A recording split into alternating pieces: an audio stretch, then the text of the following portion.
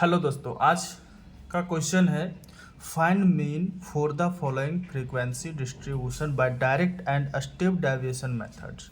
है ना। आज भी हमें जो है सो माध्य ज्ञात करनी है इस क्वेश्चन में प्रत्यक्ष विधि और पद विचलन विधि के द्वारा। ठीक है, तो चलिए इस क्वेश्चन को कंप्लीट करते हैं फटाफट। सबसे पहले जो डाटा है वो इस प्रकार से दिए हुए रहेंगे। ठीक है, ये तो क्वेश्चन आपका हो गया। अब हमें क्या करना है, डायरेक्ट मेथड से बनाना है और स्टेप डेविएशन जो मेथड है पद विचलन विधि उसके द्वारा बनाना है। ठीक है, तो जो इस फॉर्म में क्वेश्चन दिया रहेगा, सिंपल हर क्वेश्चन में बताते आ रहे हैं कि उसे हम इस प्रकार से पहले लिख लेंगे। जो इस प्रकार से क्वेश्चन रहता है ना, इसको हम क्लास इंटरवल CI से डिनोट करते हैं। ये हमारा फ्रीक्वेंसी बन जाता है। इससे हमें x और fx पहले निकालना होता है। वो कैसे निकालेंगे फिर से एक बार आपको समझा देते हैं, उस प्रकार से आप चलेंगे। वो तो सिंपल क्वेश्चन था, आपको हम यहाँ पर दिखा रहे। पिछला क्वेश्चन जो है इस प्रकार से था। इसमें जो क्लास इंटरवल जो था वो कुछ इस प्रकार से था, x और f डायरेक्ट दिया हुआ था। लेकिन आज का जो क्वेश्चन है वो आपको इस प्रकार से दिया गया है। ठीक है, 10 से 25, ये डायरेक्ट में नहीं थी। इसे हम पहले क्या करेंगे, यहाँ पर आप ध्यान देंगे तो दिखेगा कि CI को x में पहले चेंज करेंगे तो हमें f और x मिल जाएगा। f और x मिल जाएगा तो ये क्वेश्चन के जैसा बन जाएगा। ठीक है, ये क्वेश्चन के जैसा जो है सो बन जाएगा। ठीक है, तो हम कैसे कर सकते हैं, सबसे पहले इसका फॉर्मूला होता है x निकालने का formula lower limit plus upper limit. कहने का मतलब इधर वाले को लोअर लिमिट कहते हैं और इधर वाले को अपर लिमिट कहते हैं। ठीक है, निम्न स्तरीय और उच्च स्तरीय ऐसे हम कह सकते हैं। ये दोनों को हम क्या करेंगे, जोड़ देंगे और जोड़ने के बाद 2 से हम इसे डिवाइड करेंगे। जोड़ने के बाद 2 से जो हम डिवाइड कर देंगे तो हमें क्या मिल जाएगा, 17.5 मुझे मिल जाएगा। ठीक है, अब ये जब मिल जाएगा तो यहाँ पर हम लिख लेंगे। इसी प्रकार से सभी को जोड़ के 2 से भाग कर सकते हैं, या फिर यहाँ देखना है दोनों के बीच में कितना का डिफरेंट है। तो यहाँ दोनों के बीच में हम देख रहे हैं क्या कि 15 का डिफरेंट हमको मिल रहा है। कितना का मिल रहा है, 15 का जो है डिफरेंट मिल रहा है। तो इसमें हम क्या करते चले जाएंगे, 15 जोड़ते चले जाएंगे, 15 जोड़ते चले जाएंगे। ठीक है, तो इस प्रकार से हमें x मिल जाएगा। जब x मिल जाएगा तो f और x को हम सिंपल जिस प्रकार से पिछले क्वेश्चन में करते थे वैसे इसे हम गुना करते चले जाएंगे। जब गुना करेंगे तो हमें fx मिल जाएगा। ठीक है, f वाले यानी फ्रीक्वेंसी वाले को जोड़ेंगे पूरा तो हमें n प्राप्त होगा, और fx वाले को जब पूरा हम जोड़ेंगे तो सिग्मा fx प्राप्त होगा। फॉर्मूला क्या होगा, mean is equal to sigma fx by n। Sigma fx जो हमें मिलेगा वो चीज़ को लिख लेंगे। ठीक है, और n जो रहेगा वो n से हम इसे डिवाइड कर देंगे। डिवाइड करने पर जो हमें प्राप्त होगा, ये प्राप्त हुआ, ये हमारा क्या हो गया, आंसर हो गया वो डायरेक्ट मेथड से। अब हम आते हैं स्टेप डेविएशन मेथड में। ठीक है, तो ऐसे हम कैसे बना सकते हैं, यहाँ पर सेम उसी प्रकार से करेंगे काम। CI जो क्लास इंटरवल दिया रहेगा और f दिया रहेगा। ठीक है, x निकालने का अभी तो हम बताएं lower limit plus upper limit by 2, यानी दोनों को जोड़ना है और 2 से भाग देना है। वो हमें क्या निकाल देगा, x निकाल देगा। ठीक है, f वाले को जब हम जोड़ेंगे तो n प्राप्त हो जाएगा। बहुत ही सिंपल है, बस आपको समझना है। इसी प्रकार से क्वेश्चन को आगे बनाते जाना है।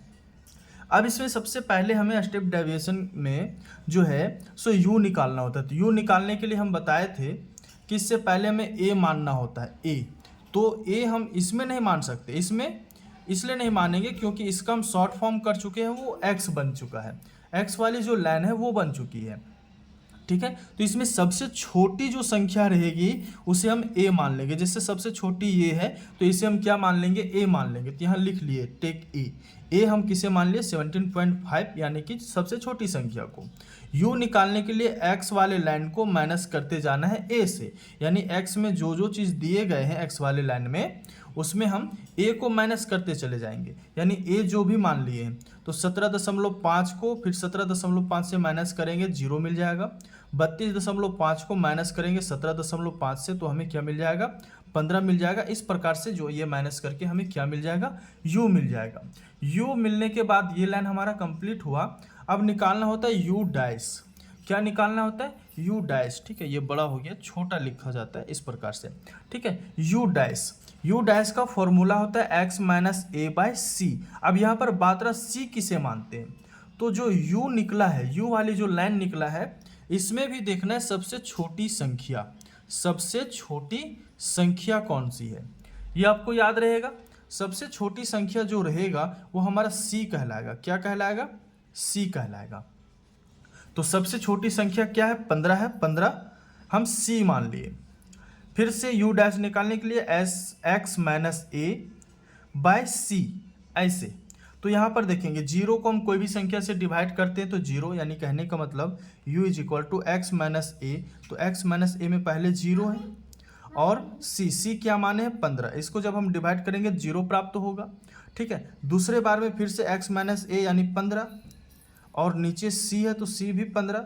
जब इसे हम डिवाइड करेंगे तो एक बचेगा, तो एक हो गया। फिर उसी प्रकार से इधर आप कर सकते 15 दूनी 30, 15 तिया 45, 15 चौक 60, 15 पचे 75। इस प्रकार से आप इसे कर सकते हैं। ठीक है, यहाँ करने के बाद अब हमें क्या क्या मिल गया, एफ एक्स यू और यू डैश, ये मिल गया। अब आगे का जो काम है वो हमारा रहेगा एफ और यू डैश, एफ और यू डैश को गुना करना। ये एफ वाले लाइन को यू डैश वाले लाइन से गुना करना है। यहाँ से सीधे इससे गुना करेंगे तो 6 को 0 से गुना करते तो 0 मिल जाता है। फिर उसके बाद 50 को 1 से गुना करते 50 मिल जाता है। 44 को 2 से गुना करते 88 मिल जाता है। इस प्रकार से आप इसे आगे बढ़ाते चले जाएंगे। फिर इसे जब हम पूरी लाइन को जोड़ लेंगे तो sigma F you dash is equal to जो भी यहाँ संख्याएं रहेंगी उस हिसाब से हमें यहाँ प्राप्त हो जाएगा। ठीक है, और f में n हमें प्राप्त हो जाएगा।